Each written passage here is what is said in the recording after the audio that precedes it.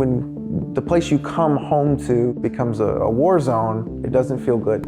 Nobody gives two fucks about what's going on with your house. Nobody cares if you're sick. They don't care about any of that as long as they're selling houses. The top home builders in America are making Wall Street investors rich, but you are paying the price. What people are willing to do frightens me in the name of profit. Companies like D.R. Horton, Lennar, and Pulte are the largest home builders in America. Hey, don't buy that D.R. Horton house. When we first bought the home 2 months later, our son's playroom was covered in mold. This has been the biggest nightmare of my entire life, and I wouldn't wish this upon anybody. Not only have these home builders been building worse homes, but they've also been playing a role in raising the prices of homes across the country. The housing market is actually seeing the highest, most expensive homes in more than decades. As home builders have pushed prices out of reach for many buyers, they've also created a new dystopian model: build entire communities to sell directly to Wall Street landlords. You'll own nothing and be happy. The question for us now is, are we going to allow that to happen? To understand how Wall Street has been slowly killing the single-family home, I went to Texas to investigate the biggest home builder in America, D.R. Horton. What I found not only explains why many Americans can't buy homes until their 40s, but also serves as a warning for what's to come.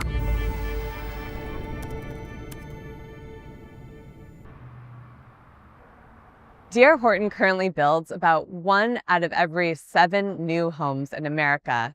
And last year they made $4.4 billion for their shareholders. That market dominance gives D.R. Horton the power to dictate how homes are priced and sold through 5 tactics that maximize their profit while pushing the cost onto you. The first tactic, incentivize. In 2023, Sarah and Eric Munoz bought a D.R. Horton home in San Antonio. And at first it looked like a great deal. When we came across the D.R. Horton home, the model looked good. Seemed like a slam dunk. One of the things that the salesman did push was we'll be able to give you these discounts and, special perks like the fridge or the washer and dryer. All those enticing incentives are par for the course with D.R. Horton. Incredible pricing, incredible incentives. We're D.R. Horton. Of course we're going to pay up to $10,000 in closing costs. You could have a mortgage payment of $1,950 a month versus $2,250 a month. Last year, 81% of all D.R. Horton home sales went through their own mortgage department, which has access to cheaper Wall Street capital than most lenders. But this sleight of hand is actually inflating home prices across the market. Stay with me while we do some math. For a $2,000 monthly payment at 6% interest, you can probably get a home in the $300,000 range. But if you get a 4% rate from D.R. Horton, you may be able to get a house that's in the $400,000 range. These incentives seem like a good deal for buyers, and shareholders love them too. Can you discuss what you're seeing in the market in terms of home prices? We focus predominantly on incentives where we can, and that's allowed us to maintain a lot of our base pricing across the country. To translate that corporate speak, because of their incentives, D.R. Horton can keep home prices higher than they actually are. Then those inflated numbers enter real estate databases and can push home prices higher, even beyond D.R. Horton's own subdivisions. In response to my reporting, D.R. Horton said that these mortgage incentives make monthly payments more manageable for buyers, but did not answer my question about maintaining their base prices. And as homebuyers are paying more, they are often getting homes that are made as cheaply as possible, which brings us to tactic number 2, cut costs. The home definitely had some issues right off the bat. The frame of the home was kind of set up like Jenga. It basically just moved freely, which was horrific, because in my mind, I was like, oh, a gust of wind is taking this whole thing down. The frame of the Munoz's home is bad, but it gets worse. Buy a D.R. Horton house, they said. I don't know if you can tell. That's mold. Oh, it's everywhere! You're on your 3rd shower replacement due to leaks and mold. Over here, we've got the world's biggest crack in my foundation. It's a D.R. Horton house. Not only are some of these houses poorly built, but they are actually making people sick. There's mold everywhere. I mean, the whole thing is just like riddled with mold.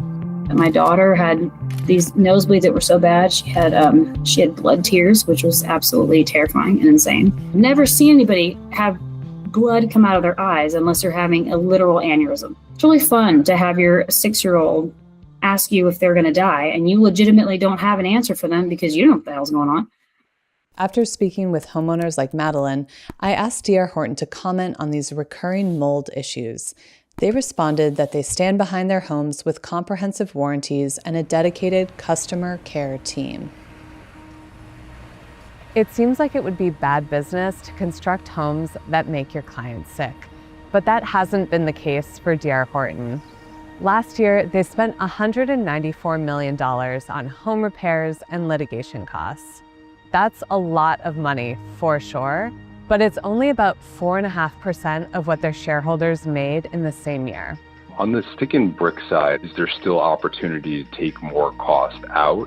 Where are you in the process of sort of clawing back some margin? We believe there's still opportunity there. Clawing back money to make the cheapest possible homes keeps profits high, but D.R. Horton has been using another tactic to deceive homebuyers across the country: manipulate monthly payments.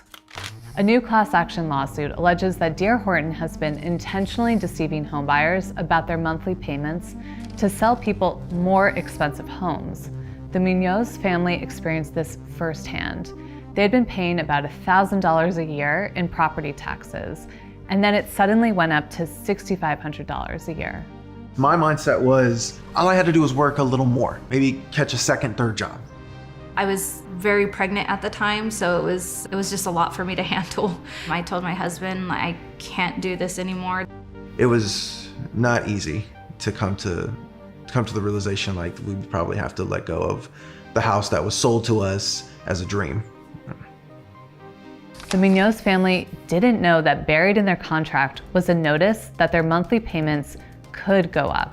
They just kept flipping papers past us and they're like, sign here, sign this, do this, and very little explanation of anything.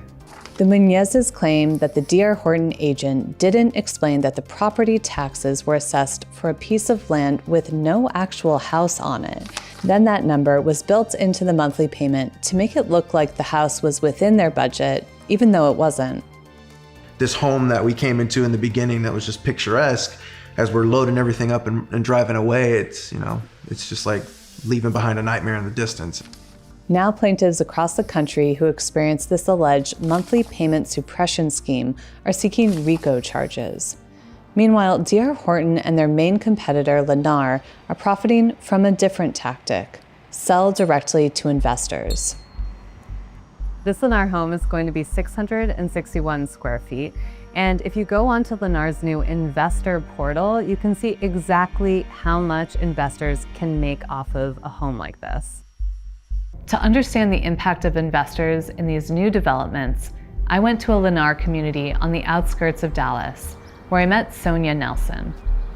I was hopeful to build a nice community with neighbors, and what I found was that every single house to the left and to the right of mine are rental. How does it make you feel that investors are buying up so many single-family homes? It's very disappointing to me. It makes me mad, actually, because I think it's making the prices higher, artificially high, and then these communities are becoming more just rental communities. Recently, Trump has been comparing big home builders to the oil cartel OPEC while pushing back on Wall Street landlords. Homes are built for people, not for corporations, and America will not become a nation of renters. That's why I have signed an executive order banning large institutional investors from buying single-family homes. But when I looked more closely at the executive order, there was an exemption carved out just for big home builders to keep selling entire subdivisions directly to Wall Street investors, which conveniently is the same model Bill Pulte invested in before becoming one of Trump's top housing officials. This may look like other subdivisions, but people here can't actually buy these houses. This is something called a build-to-rent community. Kendall Graves and his family have lived here for 4 years. Do you eventually want to buy a house? Yeah, that's the goal, eventually. So that's why we're here right now, so we can save up and then eventually go out and buy our own home. How does it feel to live in a community that is owned by an investor? It feels kind of weird, I guess. We had an issue with our air conditioner one time. In the middle of summer, it took over 2 weeks for them to fix our AC. So we were kind of displaced and went and lived at our parents' house for that time. Now that you're thinking of buying a home, saving up, like what kind of house would you want to get? Not a Lennar home, I'll tell you that. Not a Lennar, or probably not a D.R. Horton, just probably go with a better builder. Wall Street-backed home builders decimating the single-family home has actually been going on for decades, which brings me to the final tactic in their playbook: build less homes. Home building was very different 50, 60 years ago. You didn't have just like one home builder in any community. You had multiple home builders, and they all competed against each other to build houses for people. That meant that we had plentiful housing, but things changed. During the savings and loan crisis in the 1980s, a lot of local banks disappeared, which meant that many small home builders couldn't get loans. But if you were a big home builder with, connections to Wall Street, capital markets, you could go public and get capital that way, which they then spent not necessarily on, being more efficient or building more houses, but on buying up more and more home builders and consolidating the industry. As the industry consolidated, big home builders gained more control over how many homes get built. On Wall Street, they call that discipline. Discipline returns with discipline. We exceeded the high conditions in a disciplined manner. Disciplined and balanced. DFW real estate agent Aaron Lehman has been seeing this firsthand. We're looking at new builds, right? New builds. And so that's actually lower than it was in even the late 70s. Yep. Why is that? Because it seems like there's even more people now. Consolidation in the industry makes it more economically feasible for the builders to, throttle production. Instead of more houses being built, there's been less. And when I've been listening to some shareholder calls, they're using this word discipline a lot. That's one way to phrase it, and that's sadly what we've done to the housing market is we've turned it into, a plaything, a toy for wealthy people to, use it as an investment tool. A Johns Hopkins study estimated that homebuilder consolidation reduced housing production by roughly $106 billion a year between 2005 and 2016. One way they've been able to slow down home production is by sitting on vast tracts of land. This piece of land is owned by Forestar, which is a majority-owned subsidiary of D.R. Horton. Through Forestar, D.R. Horton is able to control hundreds of thousands of lots that most other builders can't build on, which again is leading to less homes being built. Right now, our housing policies are structured so that the home is less of a place to live and more of a cash flowing asset for Wall Street. So how do we get out of this mess? The good news is it's not an unsolvable problem. We do have solutions. We just need political leaders with the will to see them through. To keep us from entering a society of perma-renters handing our checks over to private equity landlords, we need to get Wall Street out of owning single-family homes. Another solution would be to create better loans for small builders to make the market more competitive. Next, builders like D.R. Horton need to get back to just being builders, not mortgage lenders, land hoarders, and landlords. Before the 1980s, the basic philosophy of American economic policy was we wanted communities to be able to govern themselves, and we wanted people to own property so that they would have a stake in the society. As the industry became more subject to control by Wall Street investors, they put home ownership out of reach for lots of people. But the good news is we can fix it.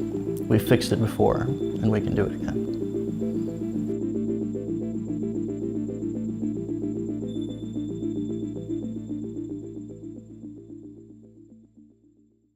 Thanks for watching, and don't forget to like and subscribe if you want more Perfect Union.